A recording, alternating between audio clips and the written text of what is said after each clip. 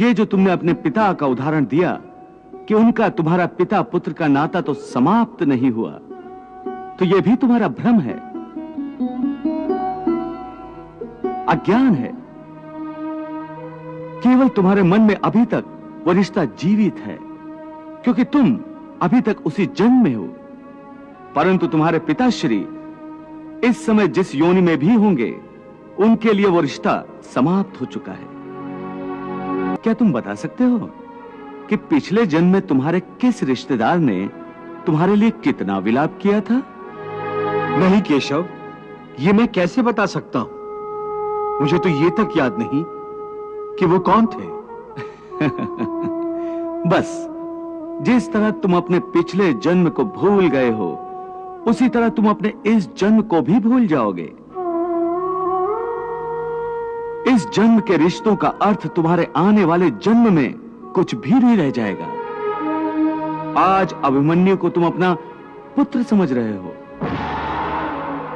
हो सकता है पिछले जन्म में वो तुम्हारा पिता रहा हो,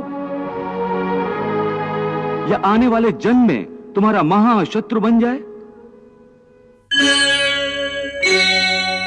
हे केशव, ये जो तुम वैराग्य की बात करते हो, ये तो तभी आ सकता है जब प्राणी को आपकी इस बात पर विश्वास हो जाए कि ये सारा जगत वास्तव में मिथ्या है, नश्वर है, परंतु आपकी माया के प्रभाव से वो सत्य जान पड़ता है।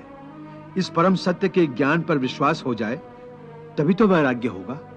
बिल्कुल, ज्ञान ही मनुष्य के हृदय में वैराग्य पैदा कर सकता है, और वही सच्चा ज्ञान मैं तुम्हें प्रदान कर रहा हूं। तुम तो प्रदान कर रहे हो कृष्ण, परंतु मेरा मन उसको ग्रहण क्यों नहीं कर रहा?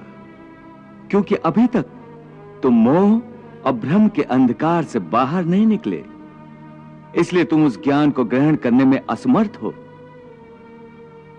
इसीलिए मैं तुम्हें समझा रहा हूं कि केवल शरीर मरते हैं, आत्मा नहीं मरती।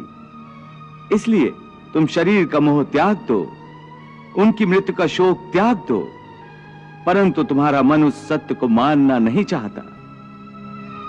तुम ठीक कहते हो केशव, मैं तुम्हारी बात समझता तो हूं, परंतु मेरा मन उसे ग्रहण क्यों नहीं कर रहा? इसका कारण क्या है? इसका कारण है वो जंजीर जो तुम्हारे मन ने अपने ही गिर्द लपेट रखी है। कौन सी जंजीर? रिश्तेदारी की जंजीर, ये नातेदारी का मोह कि ये मेरा भाई है, ये मेरा मामा है, ये मेरा ससुर है, ये पितामह है।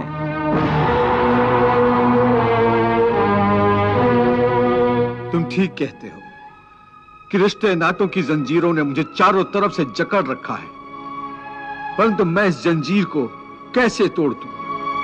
मैंने मान लिया कि ये सारे शरीर नाशवान हैं, परंतु इनके साथ जो मेरे रिश्ते हैं, महाबली भीम मेरा सहोदर भाई है, ये रिश्ते तो सच्चे हैं। भले इन सब के शरीर मर जाएंगे, परंतु इन सब के साथ जो मेरे रिश्ते हैं वो तो नहीं मरेंगे। जैसे आज मेरे पिता महाराज पांडु का शरीर नहीं है, परंतु मेरे पिता आज भी महाराज पांडु हैं। पिता पुत्र का तो वो पवित्र रिश्ता समाप्त नहीं हुआ। इन रिश्तों की पवित्रता पर मैं कैसे प्रहार करूं? शरीर को भूल जाओ, परंतु अपने दादा के रिश्ते पर तीर कैसे चलाऊं? अपने भाई के नाते पर तलवार कैसे उठाऊं? अर्जुन, ये रिश्ते, ये नाते सब इस जन्म के हैं। इस जन्म से पहले या इस जन्म के पश्चात इन रिश्तों का कोई अस्तित्व नहीं रहता। ये काका, मामा, भाई, पुत्र, पितामह पिछले जन्म में कहां थे? तुम्हारे क्या लगते थे?